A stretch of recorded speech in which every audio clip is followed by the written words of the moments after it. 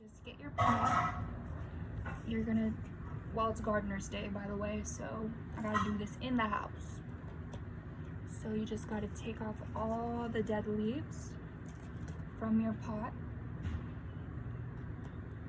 This could also be a fishbowl if you really wanted to set something up and put some bamboo in it with a koi fish. It's a great atmosphere. Okay? You're just gonna take out all the dry wood or sift through the seeds that you don't want to sprout in there. And you could use a spoon. Take out. You're gonna smush it up. Sort of like you're mixing a cake batter. And the rocks that you do want could go above the plant so it can really like grow where you expect it to. And you know where to water and where not to water. If it looks like I'm being antsy, it's because I don't want a spider to like pop out of nowhere and bite me. So that's exactly what I'm doing. And really get that in there. Take out all the birds love this stuff, so literally birds will come and take it. You could also use like a stick or something to leave a mark there and put like a little, you know, those book note things that you need to find the next page. That's what you could use to mark it as well. And I did put a green onion in here, just the root of it, so it could sprout later. So when that comes up green, I'll know what it is. And this, you're really gonna have to be very gentle. You're gonna push down, not breaking the roots because that's where they grow from, and not cutting the leaves too much because you could butcher their habitat that you already created for them. And you're just gonna scoop around, just like digging up that. And as soon as you gather it all in one spot, you're going to go ahead and gently see how it's able to pull up together, but you still have to really chip away at the dirt so it all comes together in one batch without breaking it. And the dirt that it was already living in, you're gonna put over it so it knows that's where its home is.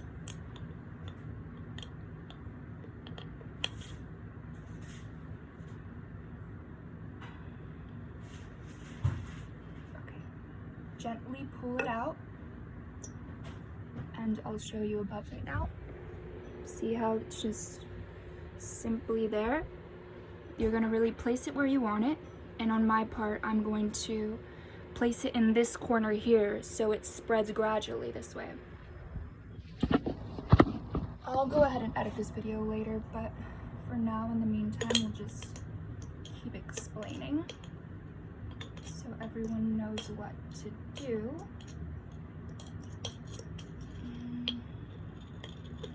You're gonna shake the moldy dirt. That's exactly what you want. That's the nutrients the plant survives off of. So when it eats the nutrients, the water, that's how the plant grows and it sprouts. And eventually flowers will bloom and stuff.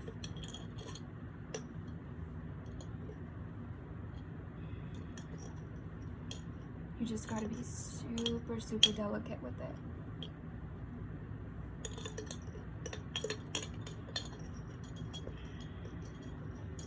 Make sure you get all of it. As soon as you are finished with this, I advise you probably fill it up about 3/4 of a way. And the rest of the dirt, you're just going to go ahead and plant it directly in the middle after it knows like you're okay. And these are just chia seeds, by the way. And I had already put a piece of wood from a popsicle in order for it to really latch on. And we're just gonna keep that there.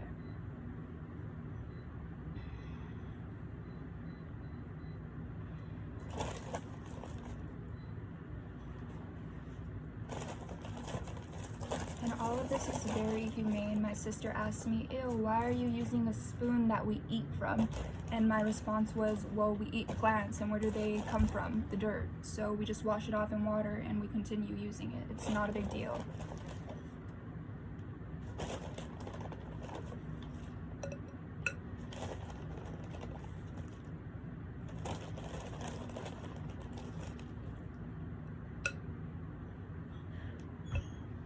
And if you really want it to sprout in the same, just one little bouquet, you can get a little, you could go to the 99-cent store and there's like these little rubber bands. Usually people use them on their hair, and you could go ahead and just latch it on very gently and it'll hold where you want it to go. But in this case, I don't have any of those right now. So we're gonna go ahead and try a different technique that is still you're still able to do. 1 second. No, I don't care that there's a dirt under my fingernails. I'll just get a brush and clean it later.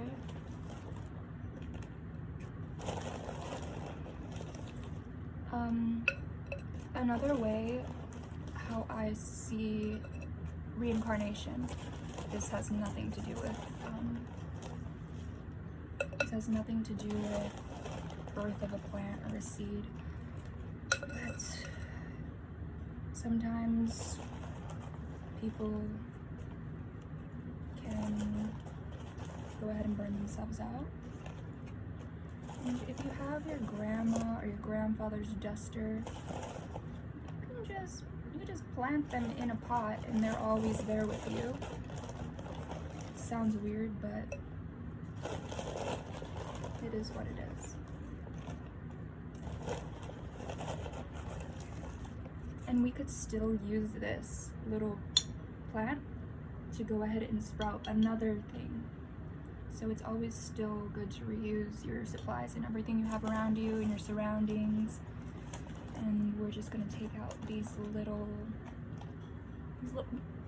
okay, one wants to stay there. So we're just gonna, the technique that I said, since I don't have a rubber band, that literally just happened and it's a good idea. You're gonna get the little coconuts that fell from the tree, and we're just gonna make a habitat, like a wood chamber around them. And you're just gonna push it in ever so gracefully. Push the popsicle stick in. Push the roots down. And the last two are rocks. So I will put that there. Place that there, and I'm really pushing it under the dirt and allowing it to bloom and grow as it pleases. So I'll be right back. This is how much I don't care. I found an extra bottle of water. And we're just gonna, about a palm's full is all you need. And you're just gonna let it dribble. I recommend 2 to 3 palms, and then you place it in the sunlight. All that fancy stuff they sell at places, you honestly don't need. You just need your backyard, front yard. If you don't have one of those, then I advise you go to those places like Home Depot or wherever it is that they sell dirt. Your neighbor, you could ask your neighbor. What else? You could always go to your grandparents' burial site and pick up their dirt and use that. And then as soon as you bloom a flower, you can go ahead and clip the flower and take it to them. Either way. Still very, very unique and gracefully able to start the process again. That's all.